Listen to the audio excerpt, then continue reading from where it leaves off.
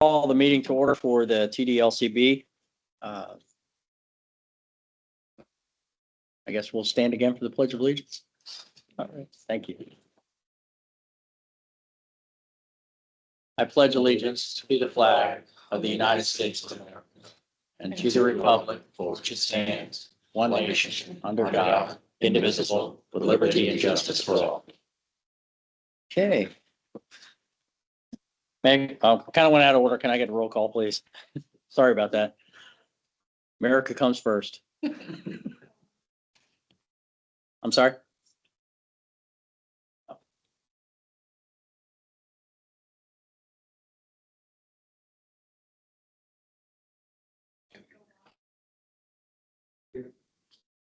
Here.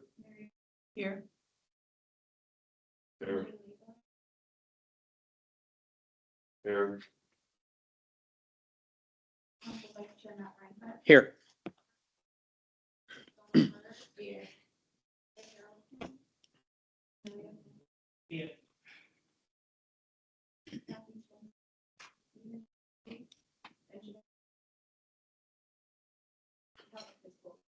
We don't have any remote participation for voting, do we? Okay, so we don't need to call for a vote on that. All right, we're going to start off the meeting with opening up for public participation. Any members of the public physically present or attending virtually wishing to address the board? If so, you may do so now. Yes. Yes, sir. And I try to call customer service. It was, it's very long to talk to someone. I think that needs to be addressed. Because first of all, I mean, I have other things I can do in my life that I need to do, but the wait time is kind of long, and I would probably suggest to you guys or something, probably have where that you can like have something say, number one, put in your phone number, they call you back, like they do with the doctor's office. Second thing, with that thing, with they leave a message, I press number one, it doesn't do nothing, and I do it again, then they hang up. I think that's kind of wrong. I think we need to work on that. I think that's great you have that, but I think you guys need to work on that. The other thing is being on the email list. I put my information in and I send it and I don't get an email back. And I think that needs to be corrected as well. Another issue I wanted to bring up is that, when I wait for the vote train go in general, I've noticed certain drivers don't get out and come out and help you. I think that needs to be addressed. I do see some drivers that do that because what happened to me a month or so ago, because I came up to the bus in general, and probably was wrong by doing it, but if you're gonna have the drivers come and go out there and help you, you need to do that. Another thing I wanted to address, I agree upon what Maria said, the person in front of me, about Sunday, and I agree upon that, and I know that you guys are gonna look upon Sunday service in general. I think you guys need to look upon that in general, because there are some people of us who do go to church. That's one thing.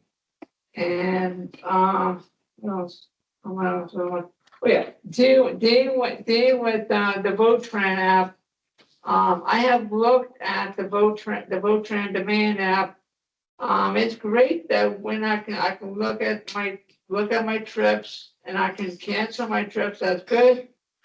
But I'm saying if you're gonna have people at VoteTran to assist people trying to work with the app, because what I have a problem is that when I try to set up my trip on the app, only thing I see is I put in where I'm going and where I'm coming from, like my home, and then I press the thing to go to the next thing, and it says, other things, we go like other options in general, and only option I have seen is dealing with, like the city bus part of it, because what it says on the app, it says like, go to this one bus and go to this other You mean where it bus. says or go to- transit, Scott? Huh? Do you mean where it says transit? Yeah. Okay, I just wanted to be clear. That's why I said it says transit and stuff like that, and it's very, very confusing to me. I mean, there's some good things about it, but I think that there's some things that probably need to be addressed in general. And also when it says like, dealing with AIDS in general, I see where it has like the, what do you call it? Dealing with walkers and with wheelchair and the guide dog thing, I think that's great, but one thing is that they also need to put the white cane too, because that is pretty important. That's what I wanna say, that's it, thank you. Thank you so much. That's good. Absolutely, please. So Bobby King, Transit Services Director. Just in general, phones are being revamped here. Any day, we could have that completed, but we will have new prompts that will assist you better. And if you have a wait time on the phone. We also are looking at introducing artificial intelligence so that you can be assisted without a live body. And so we think that will help people maneuver things a little bit easier. If it works for you, if it doesn't, you can wait for a person. It's not a problem. As long as that's an option. But yeah, there's always an option. And so I do think that the phone system will be better going forward soon. And then as far as the Sunday service, we only provide Sunday service in the greater Daytona area on Sunday, nowhere else in the county. We don't have intentions of increasing that service on Sunday. We simply don't have the funding to do that. However, there may be some interesting news here that may help. We are transforming some of the fixed route buses into Go Ride on Sunday in October. And that means, one, you don't have to be eligible for any of our programs to ride Go Ride. You can ride them whenever you want to. And that you don't have to go to a bus stop. It will come to you. So that may be helpful for those that currently can't get to a bus. So something that might be helpful depending upon where you live, because again, the service is only in the basically greater Daytona area, both beachside and mainland. So that could be a possibility for you on Sunday. We'll help you through that when it starts in October. We'll help you understand where that's available. So that might be a big improvement for Sunday. But that's what I wanted to share about Sunday service. What about Port Orange? Because I live in Port Orange. Nice to meet you. My name is Maria. Hey, Maria. Sorry. I'm shake your hand. I'm fine. Nice to meet you. So we provide to Dunlun. That's about as far south as we go. So where do you live in Port Orange? I live in Sunrise Point. Where is it? Sunrise Point. We'll look that up and see if you're in the zone. Okay. I'm gonna pray for that because I really need it, because I pay my friends and like quite better money, because I pay one friend, the first one, I pay her like $300. And now this month she wants $400. So like, no, you know what? I don't have that kind of money. I don't work anymore. So, I'm sorry to hear that I cannot pay you. So I have one of the friend that she gave me a rights to church, and I had to pay her more cheaper than that, like for $200. But still, if I have I'm gonna pray for that to happen for When we're done with the. Yeah, We'll look up where that you- and find where out you what's live. happening. That's okay. No, don't be sorry. Yeah, No, we'll I, look and see what we can. See where your address is and if our service is actually in your area, you might be able to use our Go Ride in October. just to expand from that, county council had talked about this in detail when we talked about having to unfortunately make those adjustments in Votran and everywhere else. As we all know, what's could be happening in November with the property tax situation, which means every government is going to have to trim back. And unfortunately, it's the worst job in the world when it comes to having to pick winners and losers. And that's basically what it is. I speak bluntly, so I apologize if it sounds harsh, but it is. I mean, it's transportation, especially. That's why I sit on this board. It's near and dear to my heart. And it breaks my heart that we have to make those adjustments, but we will look into your situation, Maria, and see if we can find something, okay? For something positive. Yes, I know Mary. Bobby was addressing some of Scott's concerns. yes, And I had something that kind of was part of that. He mentioned the listings on the app about disabilities and wheelchairs. needing the guide white dogs. kings, yep, So and needing the white king. I was on a bus and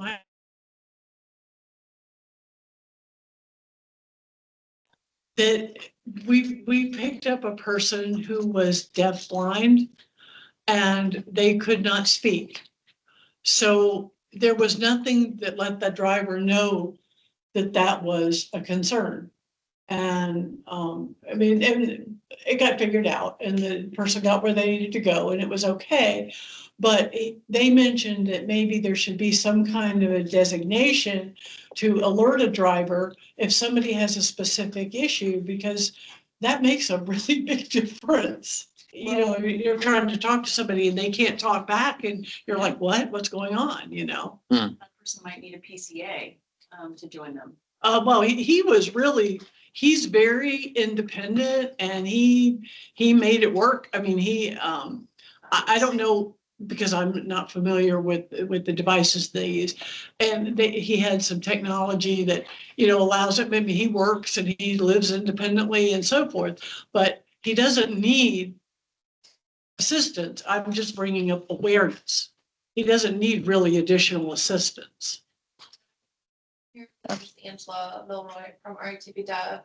When eligibility, everything is put properly throughout the packet, there is a button called info on every trip. So as long as those notes were entered in by the eligibility team, the driver is able to click the button that says info and it opens up on the tablet to share any other information about the rider, whether they're verbal, nonverbal, if they have a hearing, ADA option or it's not ADA Oh, option. the driver didn't mention that. I don't know if they know that. Yeah, we're meeting with them this week to make sure we've got some newbies. Sure. But yes, those options are out there and our customer service team's pretty thorough about making sure those.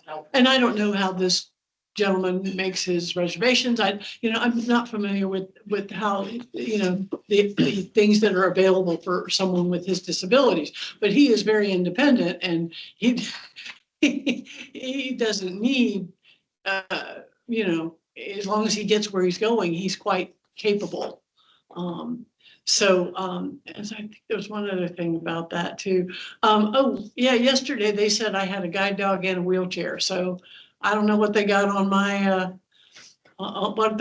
me, but I fortunately to this point do not need a wheelchair, so. That's an easy fix, I think. Yeah, so I figured, he said, "Would you have a wheelchair?" And I'm like, "No, just a dog." They said, "Well, they had the dog part and they had a wheelchair." I'm like, "Okay, I'm good." All right. So that's all I had about that. Thank I you. just wanted to cover that. Thank you, Mary. Mhm. And Scott, Maria, thank you so much for your time. Appreciate it. Anybody else? Okay. Okay, all right, so I'm sorry, Matt. No, go right ahead, Mary. I had a couple of things that I wanted to bring up, not as a board member, but as a consumer. Mhm. Okay, so I'm gonna talk about the good and bad. I love the app, the wall, it's amazing. It makes life easier for us and the drivers. I wouldn't want to give that up. But the issue I'm having, and maybe there's no one here who knows, I don't know. I schedule my trips and I try to schedule a week out. That's as far out as you can schedule. So I schedule almost every day for what I'm going to be doing, like Wednesday, what I'm going to be doing next Tuesday or Wednesday. I try to schedule it out.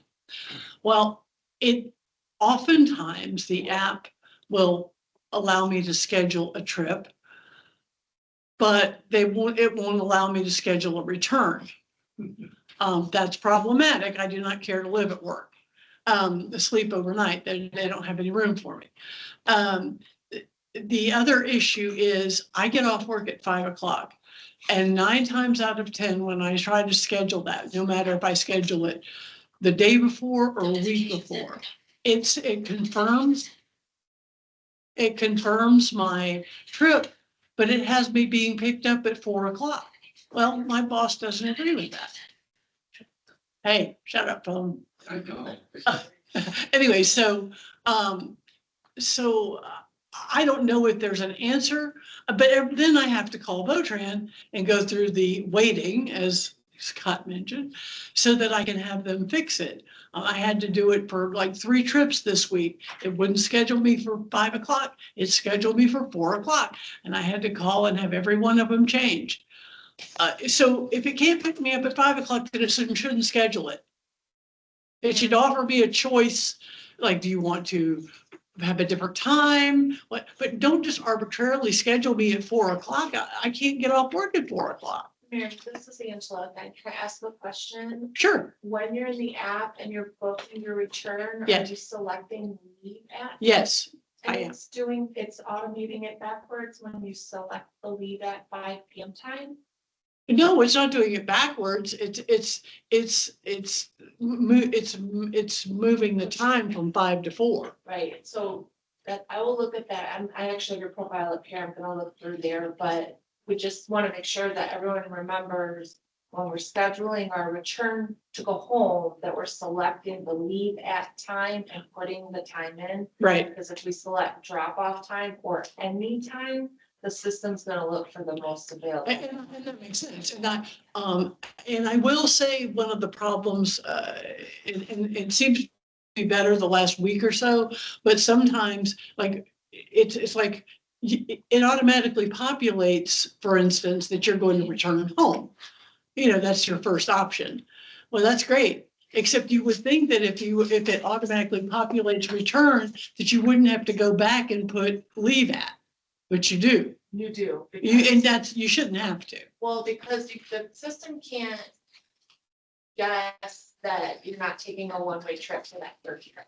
That's why when you're hitting the return, you have to pick leave at. Somebody may hit return scheduling a one-way trip again. Okay. But and I do that. And I do that. So that is not the issue I've been having recently.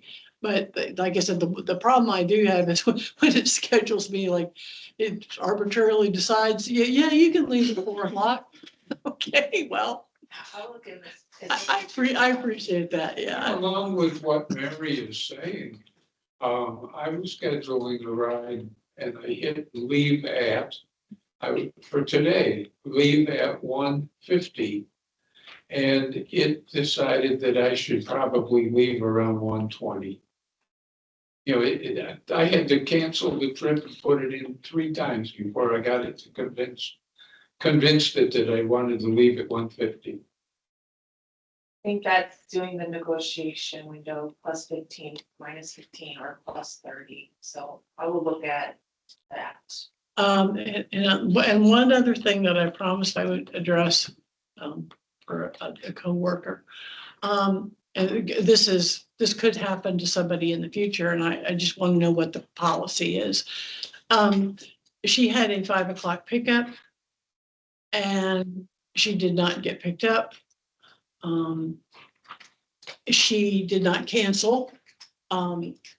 She called Votran and they said they couldn't get a hold of dispatch to find out where her driver was.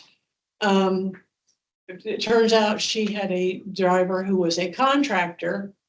I believe it was a contractor, as I remember the story correctly, whose iPad had gone down, and thus he just didn't pick up anybody else because he didn't know what to do.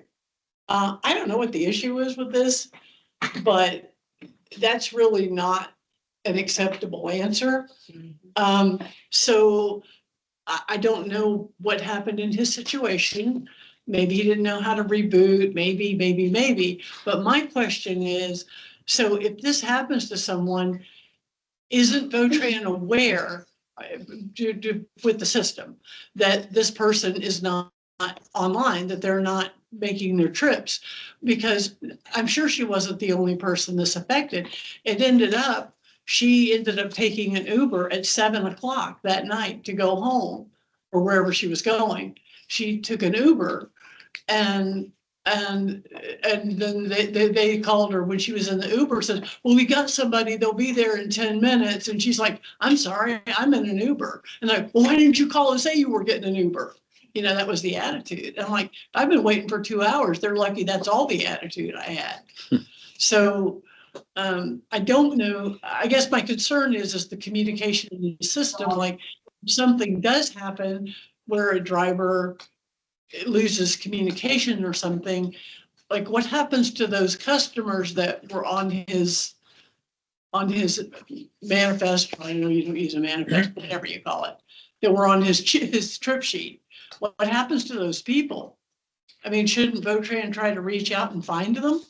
Well, typically the system actually works the algorithm in the background that when the driver's running late to move it to another driver. Dispatch has full access and view of every vehicle. Their vehicles actually change colors dependent on, for example, it's green on the map if they're running on time, there's no waits. It'll be yellow if either the trip they're on or potentially a trip coming up in the future may be running behind or late, they'll turn red. And that could be hours down, and so it's giving them that opportunity, but the system will move it. If a driver's tablet goes offline, their vehicle turns black on the map, and dispatch can see that, and they're working on that. We'll send them a message, usually they just need to refresh the tablet. Without rider name and being able to research that, it's. Well, I can give you that, but I don't like to do that in a public meeting. Yeah, we can do that after. That Because I knew there had to be something that let you know, but I mean, I don't know, did he just go home or what? I don't have any idea. And I'm sure he couldn't have been the only person. I mean, she couldn't have been the only person that happened to. So I knew there must be something built in. Also, I'm sorry, I lied. One more thing. About 2 weeks ago on a Tuesday, she and I work at the same place. This is the same girl, as it turns out. I schedule my trips on the app. She scheduled hers through speaking with a live person. And both of our drivers ended up at our houses at 5 o'clock to pick us up instead of work. So we were at work and I get a text from my brother, your road train driver's here. Where are you? Well, I'm at work. Her driver actually called her to find out, I'm outside, where are you? And she said, I'm at work. So I called in, I'm sure she did. I don't know what was said there. I called in and they said, oh, well, you scheduled on the app. You must have scheduled it wrong. I said, well, I don't think so, but I mean, I certainly could have made a mistake. But, my coworker had scheduled via live. So I guess my point is, was there something in the system? Like what happened? Why did, and I heard that this happened to other people, but I don't know those stories firsthand. So how did that happen? Any ideas? I don't, like I said, after this meeting, if we want to sit down. And Yeah, we'll look at those. Dates, we can do some. It was just concerning because I was getting notes that my driver was there and I'm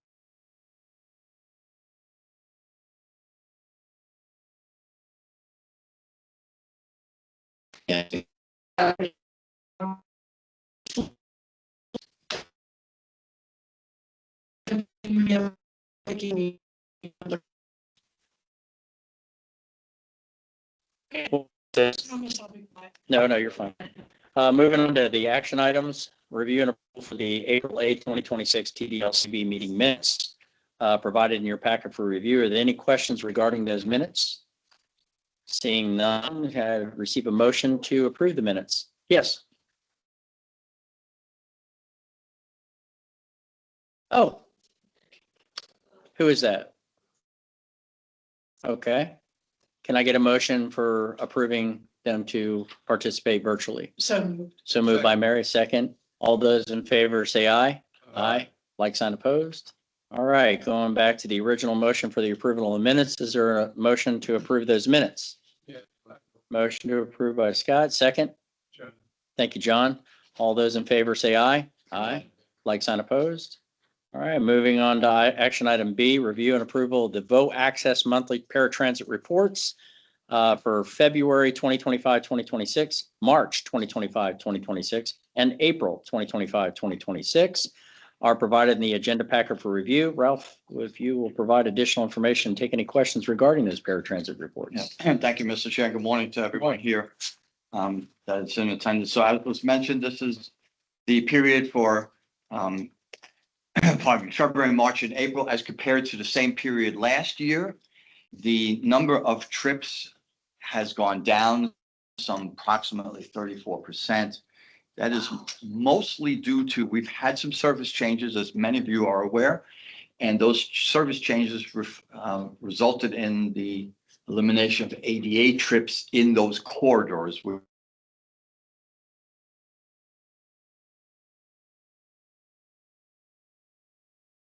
Which then became, as we continue to do service improvements and prioritize the trips to the extent possible, there is still a reduction, but we are providing as many trips as we possibly can. I'm happy to say, though, that our no-shows continues to decrease. We are down another 4% from the year-to-date last year, so that's good. We're still making great progress there. But if you notice on the reports that the cancellations are up significantly, and before that there's a panic, I want to explain why that is. A lot of it you've heard this morning with the introduction of the new app that is being used. Yeah. There are some issues that happen, right? So there's some learning curves and user errors and things of that nature. So, we've had some training that's been going on, some self-cancellations, people trying the app out, right? When we all do that, when you get something new, I want to try it out. So let me book a trip, but I don't really want to take it. Well, that does force a cancellation at the back end that comes up in our system. Additionally, we found that as we were setting everything up, there were many duplicate profiles. And so therefore, somebody booking a trip that has multiple profiles, you think you're booking one trip, you're really booking 4. So of course, as we clean that up, then all of a sudden you have all of these cancellations. So we're getting better as people learn to use the system, use the app, and we'll make some progress. and it does ask you, which is helpful, I think. I'm sure it will be used. It does ask you why you're canceling. Yeah. And I always put in why, like, because it's scheduled to be too early or whatever it is. I understand, sure. But this is just it's just counting what I'm reporting, it's just the number of cancellations, Right. not necessarily reasons. I feel quite strongly that as we go forward, the cancellations will come down, will level off to Yeah. what we've had in the past. So that's my report, Mr. Chair. All right, thank you. Is there a motion for approval of the paratransit reports? So moved. Moved by Mary, second. I'll second. Second by Scott. All those in favor say aye. Aye. Like sign opposed. Moving on to action item C, review and approval of the fiscal year 2026, 2027 Transportation Disadvantaged Rate Model Worksheet. Shows VO Access current rates for transportation disadvantaged trust fund trips. These calculated rates must be approved by the TDLCB before they can be submitted as part of the trip and equipment grant for non-sponsored trips and or capital equipment. Calculated rates for last year, 2025, 2026 are shown for reference purposes. The fiscal year 2026-27 TD rate model worksheet is included in the agenda packet for review. Stephen and Ralph, if you provide any additional information, take any questions regarding the TDSP and rate model worksheet. Well, the Quality Assurance Committee did recommend these rates earlier today. As the chair mentioned, rates for projected passenger miles, rate for passenger mile, projected passenger trips, passenger trip are in your agenda packet. Comparable rates for last year at this time are also listed for reference purposes. Okay. Is there a motion for approval for the fiscal year 2026, 2027 TD rate model worksheet? Motion made by Carlos. And is there a second? Second, thank you very much. All those in favor say aye. Aye. Like sign opposed. All right. Moving on to review and approval of the 2026 TDLCB bylaws, which were provided in the agenda packet for review. Revised text is highlighted, deletions are stricken. No major changes, as was mentioned at the last meeting.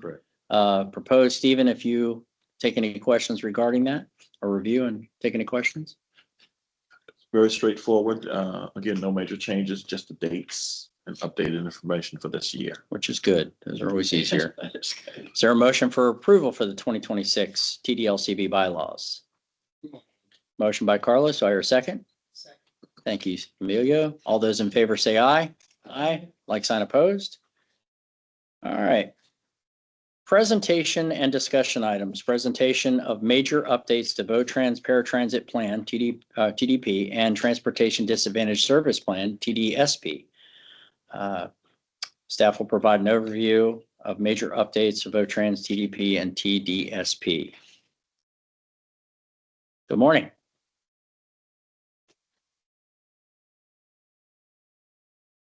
Consultant for VoTran, helping them develop these this transportation disadvantaged service plan and transit development plan. Can everyone hear me okay up here? Yes.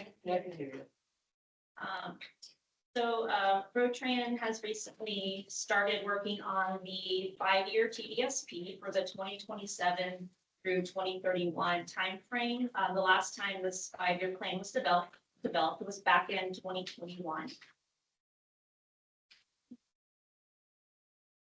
And so I'm here today really to kind of introduce the TDSP to you, let you know where we are in the process, let you know the next steps, and then what to expect in the document you will be reviewing in October. And I'll be back in October to ask you all to approve the final TDSP. But basically the TDSP is a strategic plan with 3 elements: a development plan, a service plan, and a quality assurance element, which I will talk about a little bit more on the next slide. But it is developed every 5 years with annual updates in between. It is developed by the Community Transportation Coordinator, the VoTran, and the Planning Agency, which is the TPO. It is then reviewed and approved by the local coordinating board and then submitted to the Florida Commission for the Transportation Disadvantage. This TDSP is also being developed concurrently with VoTran's Transit Development Plan. While the TDSP is more focused on mobility needs for the transportation disadvantaged populations, the TDP is kind of focuses on transportation for the general public. But these plans, they have a lot of overlap in the required elements, and so it kind of makes sense to do these at the same time. So a little bit more about the TDSP components that we're going to be working on over the next few months. This development plan includes an introduction to the service area, a service area profile and demographic analysis. So we take a look at the county, look at the current population projections, and then also certain demographics of the area, the senior population, the population with disability and low-income populations more specifically. There is a service analysis development or element where we will be, which will include a needs assessment. So we'll identify mobility needs that need to be addressed. And then we'll be developing some goals and objectives and strategies to help address those needs that we identify. Currently, we are still on the service area and service analysis parts of the TDSP. And then the service plan element just has a description of the operations of services that VoTran provides, quality assurance section, just kind of describing the oversight and monitoring process for the CTC and coordination contractors. And then there's the cost allocation and rate structure justification, which just shows what the updated rates are that were just approved previously. So the LCB's role in the TDSP development is you all help guide and support the TDSP and also review and approve the TDSP. And so today, really, as I said, the goal is to have you all help with guiding and supporting the TDSP. And then when we come back in October, we'll ask you to review the full document and approve. And so I do have a small discussion section here. We'll be asking just a couple of questions to you all, and we'll open it up to anyone who would like to comment. But first, I will kind of talk about our public outreach process that we are in the middle of right now. So this public outreach is a joint effort for both the TDSP and the TDP. And so far we have held 3 community outreach events, and these were pop-up events held in DeLand, Port Orange, and the New Smyrna Beach, where we set up a table. We had some informational displays and talked to people about GoTran and transit services, kind of get their general perspective on transit services in the county, and then also ask people to take an online survey. We will also be having 3 discussion group workshops. So far, the transit rider workshop was conducted, I believe, at the end of June. But we still have the health and social services and business education workshops coming up, which I believe are next week. But we are still accepting anyone who would like to attend those. But the health and social services workshop, we have representatives from medical centers and hospitals.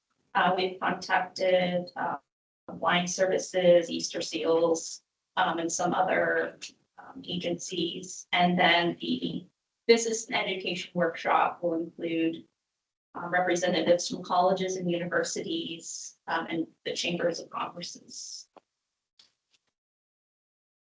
Finally, we also will have stakeholder interviews. So these are one-on-one interviews with people where we will ask what their perspectives on how transit is today, where they think transit should go in the future, and then how do we get there. And on that stakeholder list, we have county council members, One Voice Volusia, Council on Aging, the county health department, United Way, and then we're also looking for a couple of LCB members interested in participating in those as well. We can, if anyone is interested, I have time to stick around after this meeting, or you can let me know if you'd like to set up a one-on-one call for some time in the near future. That's okay too. We also have an online survey that is currently up and running, and it's going to be open at least through the end of July.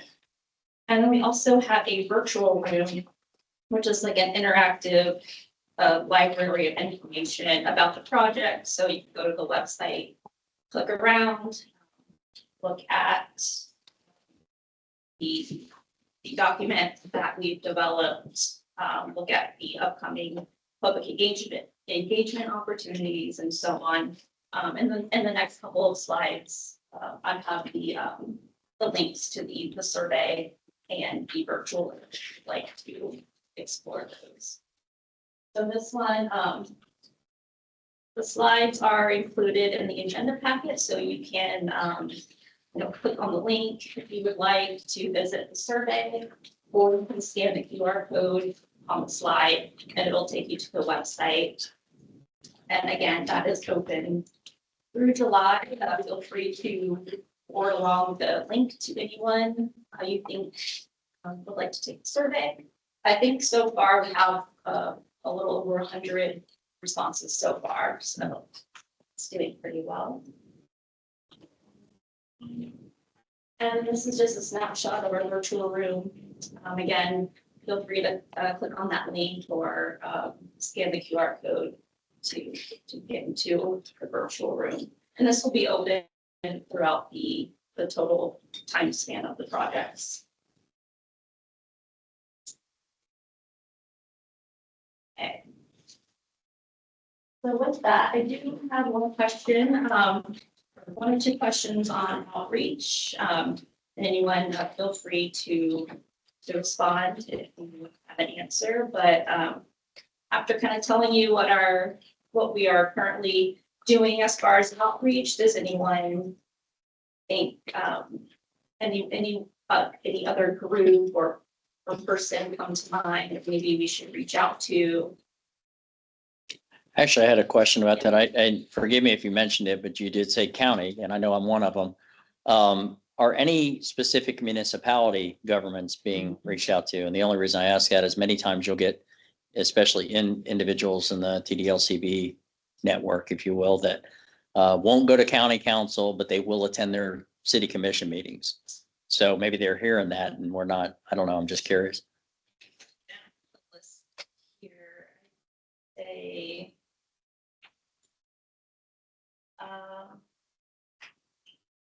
it looks like all of these stakeholders are county. Just all county? Yeah, just county. So you think it might be worth? I'm just curious. I've heard it from a couple. Well, Daytona Beach and Port Orange were two primarily that we did here. And I'm not trying to leave the west side out of it. My district is over here, so I hear more from those municipalities than I do the west side.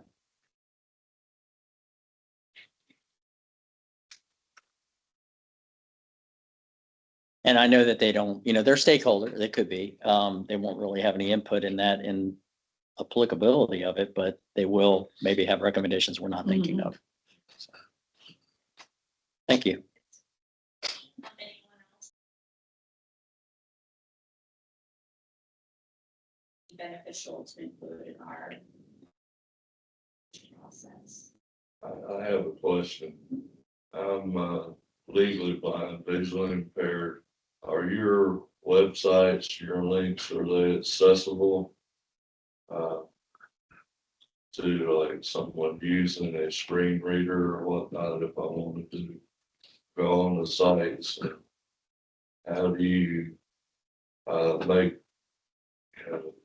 those available to people that might, visually impaired, that might want to check out sites or provide information? That's question. That is a very good question. I don't know that off the top of my head, but that is a really important thing to bring up. I know that we try to make our documents ADA accessible. As far as like the survey and the virtual room, I will have to look into that. But that's a really good. Great question. To bring up. Yeah, very good question. I've been concerned in the past, and we talk about it. It's like, okay, well, I'm visually impaired. Nobody's really talking to me much about it. So, I'm also the president of the local chapter, National Federation of the Blind. I'm sure, our people would like to know more about it themselves. Okay. Yeah, let me look into that for you. Thanks for that question.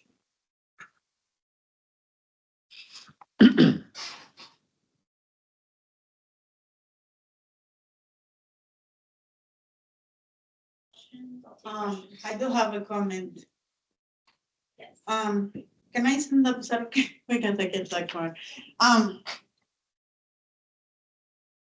I would like to say thank you for this company that has been very helpful for us, all of us.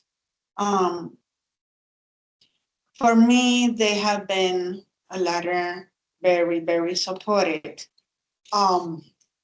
Also, I like to say that I consider them because I know what it's like working, and I work really hard since, unfortunately, my mom passed when I was 12. I worked taking care of my aunt from 12 to 17. I was a caregiver. I don't know how I did it, but I did it. I worked really hard all these years, and I consider this company really, really good. The drivers are very kind, the whole company, the reservation. And I would like to say that this company has been my family. And I'm so sorry, I got a little emotionally because these words come from my heart and my soul. Every time I'm sad, I always call Bolton. I always call Bolton because I don't have anybody over here. And I rely on Bolton when I'm sad. You know what I mean? And thanks to Jesus that we do have this beautiful company that we have, that Jesus used them to drive. And every time they drive the bus, I said, I pray you guys, so Jesus will be on it, driving the bus. Because these drivers, I would like to say that they deserve to have a lunch break. They deserve to have a restaurant sometimes, and I'm so sorry, I would like to say that what I said, because sometimes they don't have a time to eat, and I pray for them. I pray for them, for all of them, and we have a time, sometimes we don't have no drivers, and I called reservation and I said, okay, you guys, I'm gonna pray for you guys so that way you guys can have more drivers, so we can continue working for all of us. So that's what happened. Thank you, Jesus, for Bolton, and thanks to Jesus that if it wasn't for Bolton, I wasn't able to move to the other apartment because I had to go to the bank for the deposit on Bolton. Bolton helped me when I was moving to the other apartment. And thanks to Jesus, we got it, what we got. And thanks you, Lord, for that. Thank you, Mary. Go ahead. There isn't anything.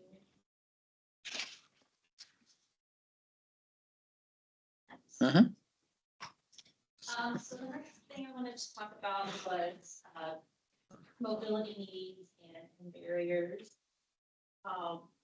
So back in 2021, the needs and barriers we identified included aging population, particularly here in Florida, that is continually increasing, as well as just the general population. So future demand is a concern. I know back, during COVID in particular, there were issues with driver shortages, as with all around the state with other transit agencies. Of course, limited funding. There's always the worry of, there's lack of funding to improve transit services. And then we also identified bus stop accessibility. So, lack of infrastructure or accessibility, or having members of the TD population have difficulty accessing certain bus stops. So it's likely that many of those needs and barriers are ongoing, but I wanted to ask you all, because of your position on the TD board and your role in the community, have the needs evolved in the past 5 years? Are there any new challenges that you've seen that we should try to address in this TDSB this time around? Anyone has any thoughts on that?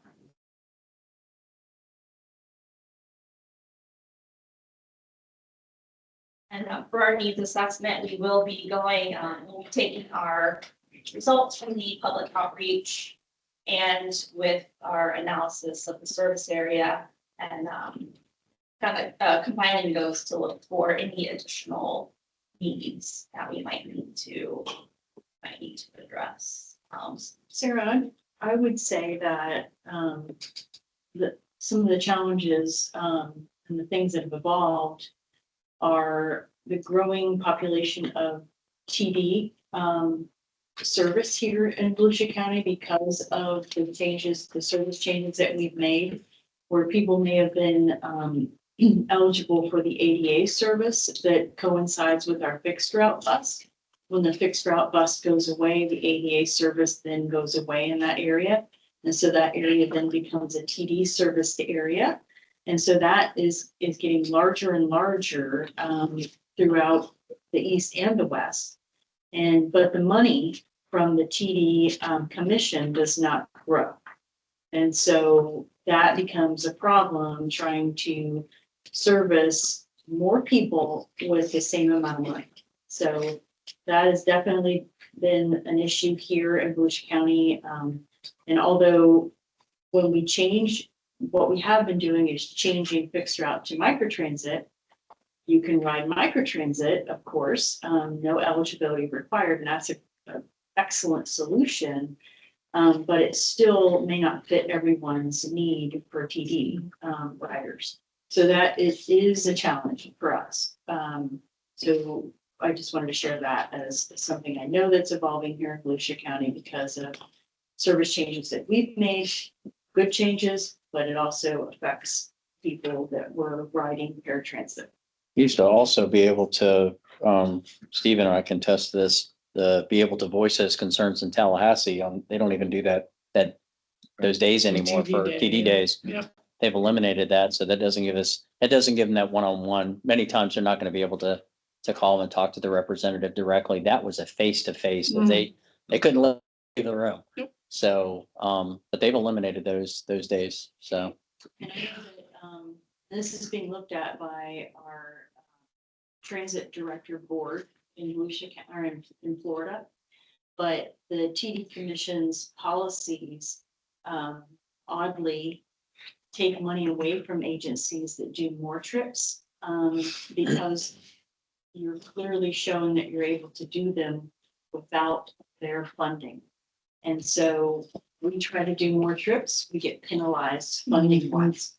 That is a problem, I think is the most ridiculous thing I've ever heard. And so do all of our directors in transit throughout Florida. We are looking at that very heavily and doing a study on that individually and hope that we can come up with some solutions that will take that policy away. It's not fair.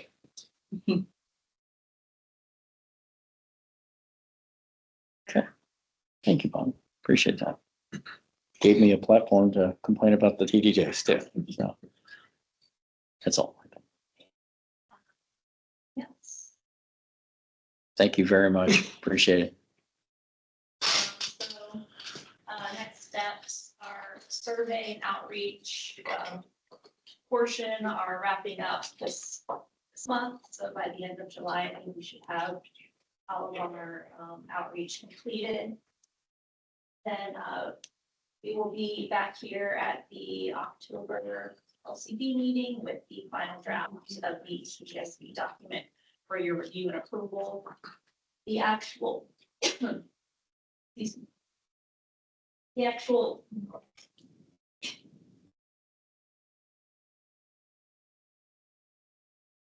the transit development.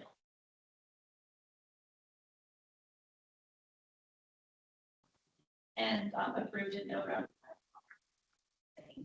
And then, I think that's it. So if there's any other comments or questions, again, I will be around after this meeting if anyone would like to participate in our stakeholder interviews. We do have the discussion group workshop next week as well. If anyone is interested in that, I can get you signed up for that. So Thank you. We have a couple opportunities for that then after the meeting, and so thank you so much. Appreciate that. During your presentation, you mentioned websites we can go to and rooms, but you never mentioned how to get to them. yes, so there I have a couple of slides in the that were included in the agenda packet. There's a link in there to follow. Can you say the link? It might not be accessible. Yeah, There's a link at the bottom of the page, yeah. Just tell me, I can look into the accessibility if you tell me what the link is. Yeah, it might be a little long.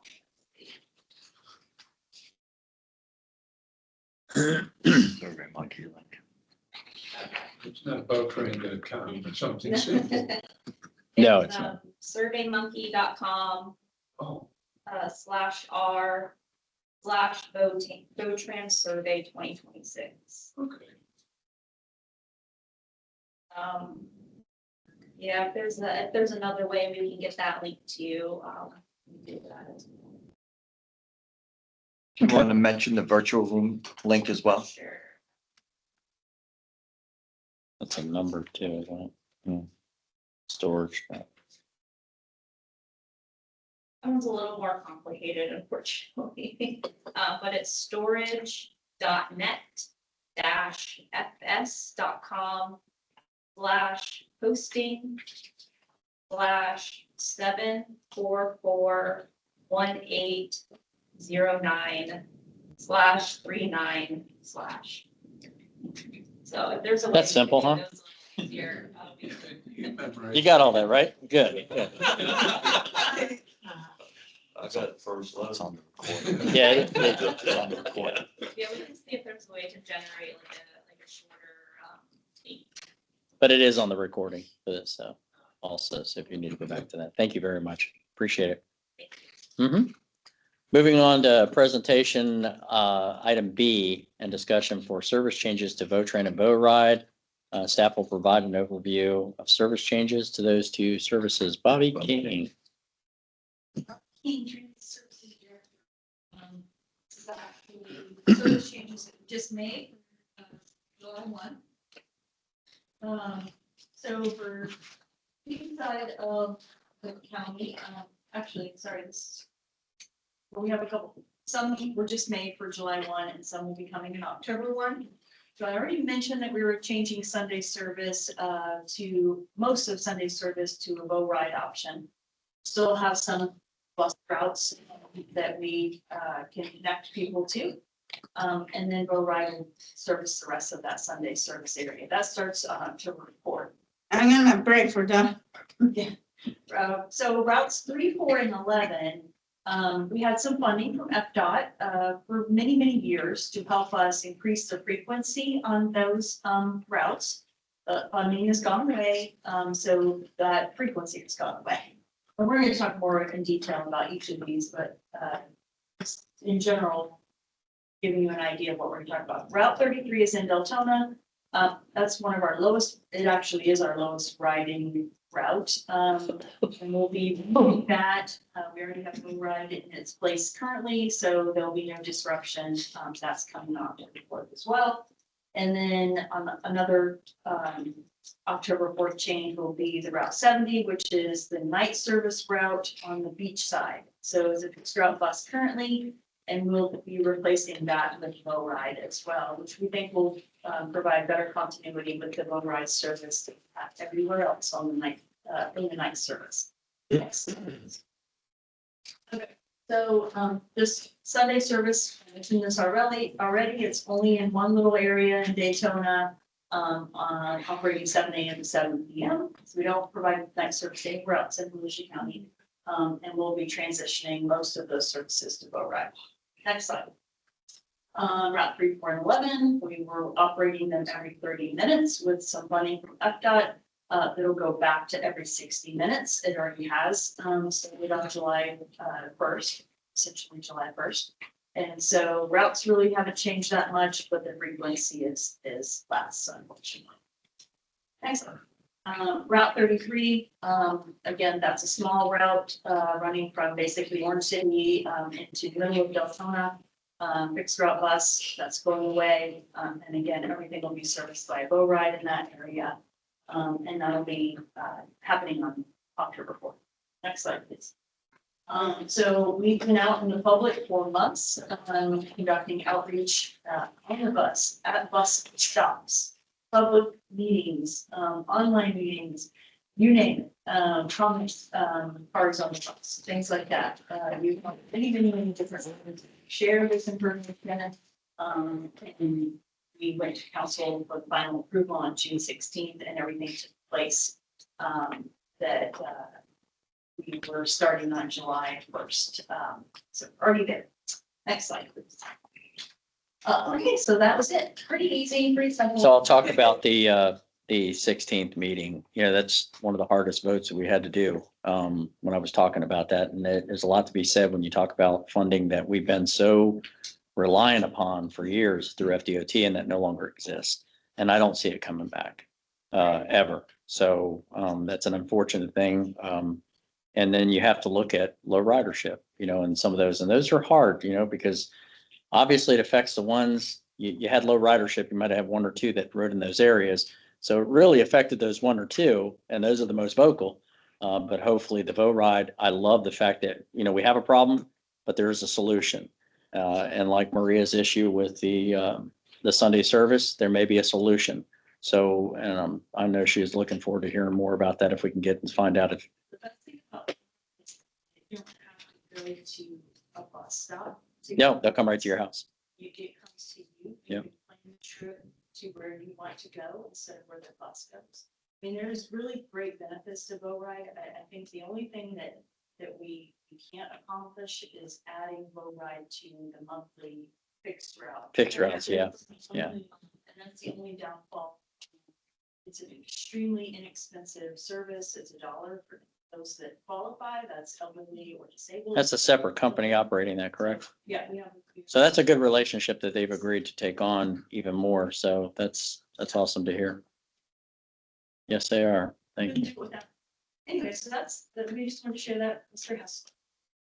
The Route 15 also went from 30 to 60 minutes because it was interlined with one of the other routes that was reduced by the state funding. So just wanted to add that as well. So we have a few routes that intersected with these 3, 4, and 11. So we ultimately had to change a few minor little things here and there with the routes. 15 was another big one. Hopefully we'll be through with service changes for a little while, but Hope to shout. depends on funding. It does. Always depends on that. So thank you, Bobby. Moving on to staff comments. You said you wanted to bring up the, again, about the. Yes, as Ms. Goolsby mentioned earlier in her presentation, volunteers are being requested for stakeholder interviews after this meeting today. So feel free to participate if you can for the TDSP and TDP. Very good.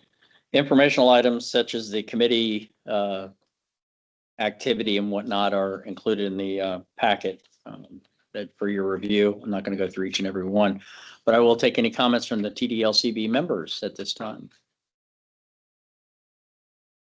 Very good. The only comment I have, just hate saying it over and over. I don't like repeating myself, but it does keep in mind we're in tough times, you know, when it comes to funding. And we've been so reliant on that. But I appreciate the fact that, you know, we had a problem, you brought solutions. So thank you very much for that. And any other comments? Excuse me. Yeah, John. A sighted lady that I know said that she was looking for a bus stop.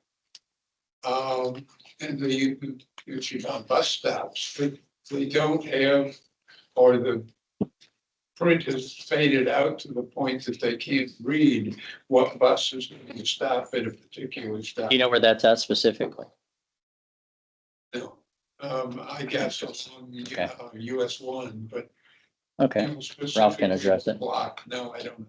We are currently, we are aware of that. There's a lot of old stops out there. The weather on US one for sure and on A1A has really taken a beating on these signs. We have just recently ordered new signs, which actually has our new logo. Good. And we have begun the process of systematically going route by route to replace the sign, to replace the ADA little tag on it, says a bus stop, and the vote-to-go tags. So we're in the process. Just give us a little more time. We'll do route by route as we're able to do that. Thank you. I will say one thing about the signs. I noticed something today, driving by a bus stop, that you have the 988 number for those with mental health issues if you've got a problem. I love that. I did not know that that existed until then, and I absolutely love that. So if nothing else, it is 11:05, meeting adjourned.